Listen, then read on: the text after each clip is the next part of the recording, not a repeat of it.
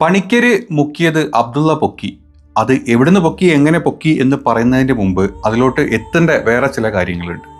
അതായത് ഗസയിൽ നടക്കുന്ന വംശഹത്യ അല്ല എന്നാണ് നമ്മുടെ നാട്ടിലെ കള്ളപ്പണിക്കരും കൂട്ടത്തിൽ എച്ചിലുകളും ഇവിടുന്ന് സംസാരിച്ചുകൊണ്ടിരിക്കുന്നത്. അപ്പം എച്ചിൽ കുറേ ദിവസങ്ങളായിട്ട് വന്നിരുന്ന് എല്ലാ ചാനലിലും വന്നിരുന്ന് പറയുന്നുണ്ട്, ഈ ഭക്ഷണത്തിന് ക്യൂ നിൽക്കുന്ന അല്ലെങ്കിൽ ഭക്ഷണത്തിന് അവിടെ ആക്രാന്തം എന്ന് പറയുന്നത് കുറേ ദിവസങ്ങളായിട്ട് ഭക്ഷണം കിട്ടാത്ത ആൾക്കാരുടെ ഒരു പട്ടിണി പാവങ്ങളുടെ അവസ്ഥയാണ്.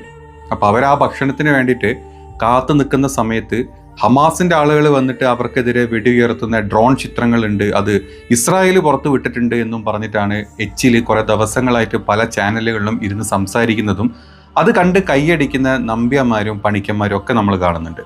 അപ്പം ഇവന്മാർ ഈ ഡ്രോൺ ചിത്രം പരത്തിക്കൊണ്ടിരിക്കുകയാണ് എന്നുള്ള രീതിയിലാണ് സംസാരം. പക്ഷെ അവിടെ നടക്കുന്ന യഥാർത്ഥ അവസ്ഥ, അവിടെ തന്നെ പോയിട്ട് അവിടുത്തെ പ്രസ്സിൻ്റെ ആളുകൾ, അൽ ജസീറ ആയിക്കോട്ടെ, BBC ആയിക്കോട്ടെ, അങ്ങനെ പല പ്രസ്സിൻ്റെ ആളുകളും അവിടെ ഇൻഡെപ്ത് പോയിട്ട് എടുത്ത ചില വീഡിയോസും അതല്ലാത്ത അവിടുത്തെ CCTVയുടെ കുറേ വീഡിയോസും നമ്മൾ കാണുന്നുണ്ടായി. എത്ര പേര് കാണുന്നുണ്ട് അറിയില്ല. ഏതായാലും ഈ എച്ചിലുകളെയും ഈ പറഞ്ഞ കള്ളപ്പണിക്കന്മാരുടെയും പിന്നാലെ കൂടുന്ന സംഘിമിത്രങ്ങൾക്ക് വേണ്ടിയിട്ട് കഴിഞ്ഞ ദിവസം അവിടെ ക്യൂ നിന്ന് പിള്ളേരുടെ അടുത്തോട്ട് മിസൈൽ വന്ന് പതിക്കുന്നതിൻ്റെ ഒരു ദൃശ്യമുണ്ട്. ഒന്നുമല്ല, ക്ലിയർ പിക്ചറാണ്. ഒന്ന് കണ്ടിട്ട് നമുക്ക് കള്ളപ്പണിക്കര് മുക്കിയ കള്ളത്തരം ഒന്ന് പൊക്കിക്കൊണ്ടുവരാം. നിങ്ങളിപ്പോൾ കണ്ടല്ലോ, അവിടെ പിള്ളേർ ബാക്കിൽ കുറേ ക്യൂ നിൽക്കുന്നുണ്ട്. 2 പിള്ളേർ അങ്ങോട്ട് നടന്നുകൊണ്ടിരിക്കുകയാണ്. ആ ഗാസ എയ്ഡ് സെന്ററിന്റെ ഫ്രണ്ടിലാണ് ഈ സംഭവം നടന്നത്. അതിന്റെ CCTV ദൃശ്യങ്ങളും പിന്നെ അവിടെ ഉള്ള പ്രസിന്റെ ആളുകളും ബാക്കിയുള്ള ആളുകളും ഫോണിൽ പകർത്തിയിട്ടുള്ള ചിത്രങ്ങളാണ് നമ്മൾ ഈ കാണുന്നത് കേട്ടോ. നീ കാണാം, പിള്ളേരാണ് കരയുന്നത്, പിള്ളേരാണ് കിടന്ന് കരയുന്നത്, പിള്ളേരാണ്. ഹമാസിന്റെ ആളുകൾ വെടിവെച്ചതല്ല, അങ്ങോട്ട് മിസൈൽ സ്ട്രൈക്കാണ് നമ്മൾ ആ തുടക്കത്തിൽ കണ്ടത്. അതിന്റെ ബാക്കി ഭാഗങ്ങളാണ് ഈ കാണുന്നത് മൊത്തം. നിങ്ങൾ കണ്ടോ? കാണാൻ പോലും പറ്റില്ല, ബ്ലർ ആക്കാണ്ട് ചെയ്യാൻ പറ്റില്ല. അതുകൊണ്ടാണ് ചെറിയ പിള്ളേരൊക്കെ ചെറിയ പിള്ളേരാണ് ആ കിടക്കുന്നത്, മരിച്ചു കിടക്കുന്നതാ. ഇതെല്ലാം പുതിയ പിക്ചർ, അല്ലാണ്ട് ഇസ്രായേൽ ഇറക്കിയ ഡ്രോൺ ചിത്രങ്ങളല്ല ഇതൊന്നും. ഇസ്രായേൽ ഇറക്കിയ ഡ്രോൺ ചിത്രങ്ങളല്ല. അത് മനസ്സിലാക്കാതെയാണ് നമ്മുടെ നാട്ടിലെ സംഘവാണങ്ങൾ ഇതിനെങ്ങനെ സപ്പോർട്ട് ചെയ്ത് നടക്കുന്നത്. ലോകരാജ്യങ്ങൾ മൊത്തം എതിർത്തിട്ട് നമ്മുടെ നാട്ടിലെ സംഘികൾക്ക് ഇവിടെ കുത്തിക്കഴപ്പാന്നാണ് മനസ്സിലാവാത്തത് കാണുമ്പോൾ. എന്തായാലും വല്ലാത്തൊരു സംഘികളുടെ ഉള്ളിലെ തീവ്രത എത്രത്തോളം ഉണ്ട് നിങ്ങൾക്ക് മനസ്സിലായില്ല. ഒരു മതത്തിനോടുള്ള സംഘികൾക്ക് എത്രത്തോളം മനുഷ്യത്വം ഉണ്ട് നിങ്ങൾക്ക് മനസ്സിലായിരുന്നില്ല. അപ്പം ഇതാണ് സംഘി എന്ന് പറഞ്ഞാൽ, അതാണ് മനുഷ്യത്തില്ലാത്ത നികൃഷ്ട ജന്തുക്കളാണ് ഈ പറഞ്ഞ സംഘികൾ. ആ കൂട്ടത്തിൽ താളം പിടിക്കാൻ വേണ്ടിയിട്ട് പല എച്ചിൽ ചെറ്റകളും കൂട്ടത്തിൽ കള്ളന്മാരായിട്ടുള്ള പണിക്കന്മാരും നമ്പ്യന്മാരും ഒക്കെ കൂടെ കൂടും. അതാണ് നമ്മൾ കഴിഞ്ഞ കുറേ ദിവസങ്ങളായിട്ട് കാണുന്നത്. അപ്പം ഈ ചിത്രം കാണിച്ച് എന്ന് തുടങ്ങാം എന്ന് വിചാരിച്ചു. കഴിഞ്ഞ ദിവസം അബ്ദുള്ള അബ്ബാസിലും അതുപോലെ തന്നെ നമ്മുടെ സംഘി പണിക്കരും കൂടെ ഒരു ഇത് നടന്നിരുന്നു, ഡിബേറ്റ് നടന്നിരുന്നു. News 18 News 18 തന്നെ അല്ല, News 18 തന്നെ. അപ്പം അല്ല, News 18 24 നടന്നിരുന്നത്. അതായത് ജനോസൈഡിന്, അതായത് വംശഹത്യനെ സപ്പോർട്ട് ചെയ്യുന്ന രീതിയിൽ സംഘി പണിക്കർ സംസാരിച്ച സമയത്ത് അബ്ദുള്ള അബ്ബാസിൽ അതെന്ത് എന്ന് ചോദിച്ച ചോദ്യം അത് കേട്ട് തകർന്ന് വിഷണ്ണനായി. എന്താ പറയുക, നമ്മുടെ പണിക്കർ 2-3 വീഡിയോസ് ആയിട്ട് സ്വന്തം ചാനലിൽ ബാക്ക് ടു ബാക്ക് ആയിട്ട് ഇട്ടുകൊണ്ടിരിക്കുന്നുണ്ട്, സ്വന്തം ന്യായീകരണത്തിന് വേണ്ടിയിട്ട്. അതായത് ഇസ്രായേൽ ചെയ്യുന്ന പുണ്യപ്രവർത്തിക്കും ഹമാസ് അല്ലെങ്കിൽ ഗസയിൽ നടക്കുന്ന ഇസ്രായേൽ നടത്തുന്ന പുണ്യപ്രവർത്തികളും തിരിച്ച് ഹമാസിൻ്റെ ആളുകൾ ഒക്ടോബർ 7 അവിടെ പോയിട്ട് 1200 ആളെ കൊന്ന കണക്കുമാണ് സംഘി പണിക്കര് എടുത്തെടുത്ത് പറയുന്നത്.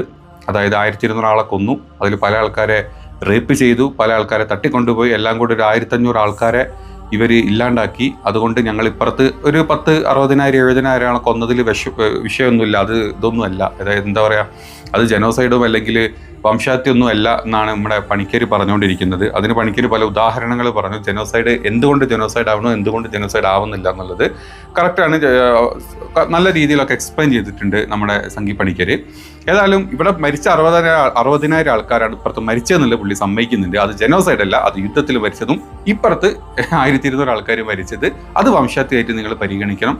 അതിൻ്റെ പേരിൽ ഹമാസിൻ്റെ ഒരു ലീഡറിനെ എന്താ പറയുക, ഇന്റർനാഷണൽ ക്രിമിനൽ കോർട്ട് ഉണ്ട്, ICC. ആ ICCയുടെ 2024 വന്നിട്ടുള്ള ഒരു അറസ്റ്റ് വാറന്റിന്റെ പട്ടിക ഉണ്ട്. അതിൽ ഈ ഹമാസിന്റെ ഈ നേതാവിന്റെ പേരുണ്ട്. അപ്പം ഞാൻ പറഞ്ഞത് സത്യമാണല്ലോ, ജനോസൈഡ് ഹമാസിനെതിരെയാണല്ലോ, ഹമാസിന്റെ നേതാവിനെതിരെയാണല്ലോ ഇന്റർനാഷണൽ കോർട്ട് അറസ്റ്റ് വാറന്റ് പുറപ്പെടുവിച്ചിട്ടുള്ളത് എന്നാണ് പറഞ്ഞത്. അപ്പോൾ അത് നല്ല നൈസായിട്ട് നമ്മുടെ അബ്ദുള്ള സഹോദരൻ പൊക്കിയിട്ടുണ്ട്. ഏതായാലും അബ്ദുള്ള പൊക്കിയിട്ടുള്ള ആ ഒരു സംഭവം ഒന്ന് ജസ്റ്റ് ഒരു പാട്ട് കേട്ടിട്ട് നമുക്ക് അത് കൂടുതൽ പറയണ്ട അതിനെ പറ്റിട്ടോ. കൂടുതൽ പഠനങ്ങളുണ്ട്, കൂടുതൽ ഡോക്യുമെന്റുകളുണ്ട്. ഇന്റർനാഷണൽ ക്രിമിനൽ കോർട്ടിന്റെ 2024 അറസ്റ്റ് വാറന്റുകളുണ്ട്. ആ ക്രിമിനൽ കോർട്ടിന്റെ 2024 നവംബർ മാസം 21 തീയതി ഉണ്ടായിരുന്ന pre trial chamber arrest warrant issue ചെയ്തിരിക്കുന്നത് മുഹമ്മദ് ദൈഫ് എന്ന് പറയുന്ന ഹമാസിന്റെ മിലിറ്ററി വിംഗ് ആയിട്ടുള്ള അൽ ഖാസം ബ്രിഗേഡ്സിന്റെ ലീഡറിനാണ്. കസാം ബ്രിഗേഡിന്റെ മിലിറ്ററി തലവനായിട്ടുള്ള മുഹമ്മദ് ദൈഫിന് ICC international criminal court 2024 November 21 arrest warrant കൊണ്ടുവന്നു. അതാണ് എന്തിന് അഗേൻസ്റ്റ് ആയിട്ടുള്ള വാദം? ഇസ്രായേൽ വംശഹത്യ നടത്തുന്നില്ല. ഇനി നമ്മൾ എന്ത് ചെയ്യുന്നു? നേരെ നിങ്ങൾ എല്ലാവരും ഞാൻ പറയുന്നതും കേൾക്കേണ്ട കാര്യമില്ല, പണിക്കർ സഹോദരൻ പറയുന്നതും കേൾക്കണ്ട. നിങ്ങൾ നേരെ ICCയുടെ വെബ്സൈറ്റിൽ പോവാം. ICCയുടെ വെബ്സൈറ്റിൽ പോവുക. എന്നിട്ട് എന്ത് ചെയ്യുക? നവംബർ 24 അറസ്റ്റ് വാറന്റുകൾ, അതിൽ എല്ലാ അറസ്റ്റ് വാറന്റുകളും ഒറ്റ ഷീറ്റായിട്ടുണ്ട്. അതിൽ നവംബർ 24 അതിൽ അദ്ദേഹം പറഞ്ഞത് മുഹമ്മദ് ദൈഫ്, ഓക്കെ, അതായത് കസാം ബ്രിഗേഡിന്റെ, അതായത് ഈ പറഞ്ഞ ഹമാസിന്റെ പിന്നെ കമാൻഡർ ആയിട്ടുള്ള ദൈഫിന് അറസ്റ്റ് വാറന്റ് ഉണ്ട്. പക്ഷെ മൂപ്പര് വളരെ സൗകര്യപൂർവ്വം എന്താ പറയാ വിഴുങ്ങിക്കളഞ്ഞിട്ടുള്ള 2 പേരുകൾ അതിന്റെ തൊട്ട് മുകളിലും കാണാൻ സാധിക്കും. ഒന്നാമത്തത് ഈ പറഞ്ഞ ദൈഫ്, മുഹമ്മദ് ദൈഫ് ഉണ്ട്. രണ്ടാമത്തെ ആളെ പേരൊന്ന് വായിച്ചോക്കിയേ, നെതന്യാഹു. എന്താണ് Netanyahu? About defendant mister Benjamin Netanyahu, born on 21 October 1949, prime minister of Israel at the time of the related conduct. അതേ ദിവസം നവംബർ 21 ദൈഫിന്റെ കൂടെ ആരാണ്? നെതന്യാഹു ഉണ്ട്. രണ്ടാമത്തെ ആരാന്നറിയോ? മുഖ്യ രണ്ടാമത്തെ ആള് ഗാലന്റ്. പിന്നെ അദ്ദേഹത്തിന്റെ പിന്നെ ഡേറ്റ് ഓഫ് ബർത്ത് ഒക്കെ കൊടുത്തുകൊണ്ട് ഇതേ സമയത്ത് ഇദ്ദേഹവും എന്ത് ചെയ്തിട്ടുണ്ട്. അപ്പം ഈ 3 ആളുകൾക്ക്, അതായത് ഇസ്രായേലിന്റെ 2 ആളുകൾക്കും ഹമാസിന്റെ ഒരാൾക്കുമാണ് എന്ത് ചെയ്തിട്ടുള്ളത്? അതായത് ഇസ്രായേലിന്റെ യുദ്ധം നിയന്ത്രിക്കുന്ന 2 പേർ, യോഗാലിനും അതേപോലെ തന്നെ നെതന്യാഹു, ഈ 2 പേർക്കും അറസ്റ്റ് വാറണ്ട്, ഒപ്പം ദൈഫിന് അറസ്റ്റ് വാറണ്ട് മാത്രമേ കാണുള്ളൂ. അപ്പൊ ഇയാൾ എന്ത് ചെയ്തു? ഈ ദൈഫിനുള്ള അറസ്റ്റ് വാറന്റ് അങ്ങോട്ട് എടുത്തു, ബാക്കി 2 അങ്ങോട്ട് വളരെ സൗകര്യപൂർവ്വം സൗമ്യമായിട്ട് മുക്കി. അപ്പോൾ നിങ്ങൾ കേട്ടല്ലോ എങ്ങനെയാണ് നമ്മുടെ പണിക്കര് മുക്കിയത്, അബ്ദുള്ള പൊക്കിയത് എന്നുള്ളത്. അപ്പോൾ ഇങ്ങനെയാണ് സംഭവം.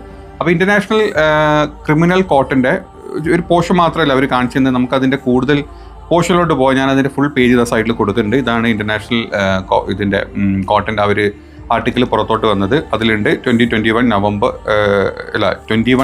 2024 ഈ ഇൻവെസ്റ്റിഗേഷൻ വരുന്നതും അതിന്റെ ഭാഗമായിട്ട് the case against humanity, the International Crime Court issued arrest warrant for 2 senior Israeli officials, Benjamin Netanyahu and the Prime Minister of Israel, and Yoav Gallant. ഈ 2 പേർക്കാണ് the former Minister Defense of Israel ആണ്. ഈ 2 പേരാണ് ഇതിൽ വന്നിട്ടുള്ള മറ്റാളുകൾ.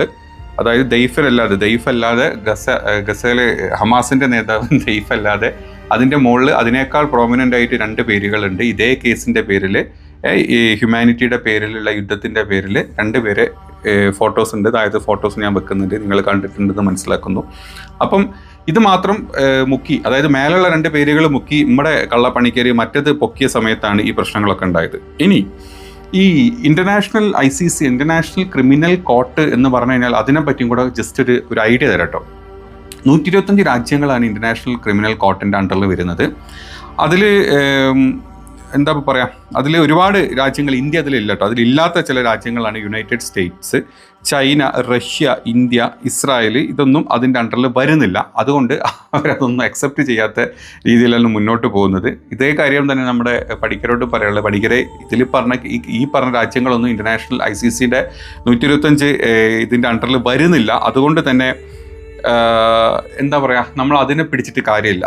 അത് പിടിച്ചു കഴിഞ്ഞാൽ 2 പേരെ അറസ്റ്റ് ചെയ്യാണ്ട്. അപ്പോൾ അല്ല, അത് നീ 1 മാത്രം പിടിക്കുകയാണെങ്കിൽ 2 പിടിച്ചേ പറ്റുള്ളൂ. കേട്ടല്ലോ പണിക്കരെ. അതുപോലെ തന്നെ ഇന്റർനാഷണൽ കോർട്ടിന്റെ അണ്ടറിൽ വരുന്ന രാജ്യങ്ങളുടെ പേര് ഫ്രാൻസ് വരുന്നുണ്ട്, യുണൈറ്റഡ് കിങ്ഡം വരുന്നുണ്ട്. അങ്ങനെയുള്ള കുറച്ച് രാജ്യങ്ങൾ, ചില യൂറോപ്യൻ കൺട്രീസിലെ മറ്റു രാജ്യങ്ങൾ ഇന്റർനാഷണൽ ICC അണ്ടറിൽ വരുന്നുണ്ട്. ഈ 2 കാര്യങ്ങൾ ആദ്യം പറഞ്ഞു വെക്കാമെന്ന് കരുതി. പലർക്കും എന്താണ് ഇന്റർനാഷണൽ കോർട്ട് എന്നൊന്നും അറിയാത്തത് കൊണ്ടാട്ടോ അത്രയും പറഞ്ഞു തന്നത്. ഇനി നമ്മളത് വിട്ട ഈ ഇന്റർനാഷണൽ എന്താ പറയുക ക്രിമിനൽ കോർട്ടിന്റെ അണ്ടറിൽ മാത്രമല്ല, ഇന്റർനാഷണൽ കോർട്ട് ഓഫ് ജസ്റ്റിസ് ഉണ്ട്. ICJ എന്ന് പറഞ്ഞിട്ട് ഒരു ഇന്റർനാഷണൽ കോർട്ട് ഓഫ് ജസ്റ്റിസ് ഉണ്ട്. ഇതിൻ്റെ അണ്ടറിൽ വരുന്ന, സൗത്ത് ആഫ്രിക്ക ബേസ്ഡ് ആയിട്ട് വരുന്ന, അവിടെ വരുന്ന അതിൻ്റെ അണ്ടറിലും ബെഞ്ചമിൻ നെതന്യാഹുവിനെതിരെ അറസ്റ്റ് വാറന്റ് ഉണ്ട്. അപ്പം നമ്മൾ ചില കാര്യങ്ങൾ മുക്കുമ്പോഴേ ഇപ്പുറത്ത് പൊങ്ങാനായിട്ട് റെഡി ആക്കുന്ന മറ്റു ചില കാര്യങ്ങൾ ഉണ്ടാവും എന്നുള്ളത് സംഘി പണിക്കര് അറിഞ്ഞാൽ നന്നായത്. അപ്പം അങ്ങനെയാണ് ചില കാര്യങ്ങൾ നമ്മുടെ നാട്ടിൽ നടക്കുന്നത്. അപ്പം നമ്മൾ അവിടെ ഒന്നും നടക്കുന്നില്ല, അവിടെ ഒന്നും ചെയ്യുന്നില്ല, അല്ലെങ്കിൽ അവിടെ ചുമ്മാ അവരുണ്ടാക്കുന്ന AI പിക്ചേഴ്സാണ്, അല്ലെങ്കിൽ ഇസ്രായേൽ വിട്ട ഫോട്ടോസ് മാത്രമേ ഞങ്ങൾ അക്സെപ്റ്റ് ചെയ്യുള്ളൂ, ഇസ്രായേൽ ഞങ്ങളുടെ എന്താ പറയുക മാതൃരാജ്യമാണ് എന്നുള്ള രീതിയിൽ ജീവിക്കുന്ന കുറേ എച്ചിലുകൾ നമ്മുടെ നാട്ടിലുണ്ട്. അതിനെ സപ്പോർട്ട് ചെയ്യുന്ന നിന്നെപ്പോലത്തുള്ള കള്ളപ്പണിക്കന്മാരുമാണ് ഈ നാട്ടിൽ ഈ പാവപ്പെട്ട സംഘികൾക്ക് ബോധം വിവരമില്ലാത്ത കുറേ കൂട്ടങ്ങളാണ്. ആ കൂട്ടത്തിനെ ഇങ്ങനെ പറഞ്ഞ് പറ്റിക്കുന്നത് പേപ്പറിൽ വന്നിട്ടും ഫേസ്ബുക്കിലൂടെ യൂട്യൂബിലൂടെ ഒക്കെ വന്നിരുന്ന് നിങ്ങളെപ്പോലത്തെ കുറേ എച്ചിൽ വാണങ്ങളാണ് ഇങ്ങനെ ആൾക്കാരെ പറ്റിച്ചുകൊണ്ടിരിക്കുന്നത്. അത് നിർത്തിയാൽ തന്നെ നമ്മുടെ ഇന്ത്യയിലത്തെ എല്ലാ ആൾക്കാർക്കും സത്യാവസ്ഥ എന്താണെന്ന് മനസ്സിലാവും. അതിനനുസരിച്ച് നമ്മുടെ ഇന്ത്യയിലുള്ള ആളുകളെ ആക്ട് ചെയ്യും.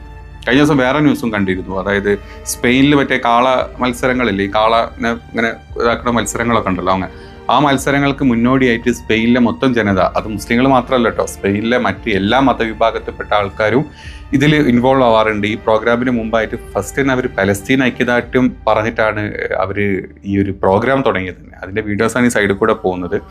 അവർ എന്താ പറയുക, പലസ്തീൻ സപ്പോർട്ട് പലസ്തീനിലെ കുറേ പ്ലക്കാർഡുകളും അതുമൊക്കെ പിടിച്ച് അതിൽ നിന്ന് അങ്ങോട്ടാണ് ഇവരിത് ഈ പ്രോഗ്രാം തന്നെ സ്റ്റാർട്ട് ചെയ്തത്. ലോകത്തിൻ്റെ എല്ലാ ഭാഗത്തും ഇങ്ങനെയാണ്. ഈ നമ്മുടെ നാട്ടിലെ കുറച്ച് സംഘികൾ മാത്രമേ, അല്ലെങ്കിൽ നമ്മുടെ നാട്ടിൽ നിന്ന് അവിടെ പോയിട്ട് കണ്ടവൻ്റെ ചന്തി കയറുന്ന കുറച്ച് യൂട്യൂബർ സംഘികൾ മാത്രമേ ഇപ്പോഴും ഇസ്രായേലാണ് കറക്റ്റ് എന്ന രീതിയിൽ സംസാരിച്ച് നടക്കുന്നുള്ളൂ. ചോറിന് വേണ്ടിയിട്ട് അല്ലെങ്കിൽ കഞ്ഞി കുടിക്കാൻ വേണ്ടിയിട്ട് ഇങ്ങനെ പറഞ്ഞ് നടക്കുക എന്നുള്ളതാണ് ഇതിലെ സത്യാവസ്ഥ. ഏതായാലും ഇത്ര കണ്ട സ്ഥിതിക്ക് കാര്യങ്ങൾ മനസ്സിലായിട്ടുണ്ടാവുമെന്ന് വിചാരിക്കുന്നു. എന്താണ് അബ്ദുള്ള പൊക്കിയത്, എന്താണ് പണിക്കര് മുക്കിയത് എന്നുള്ളതിനെ പറ്റി.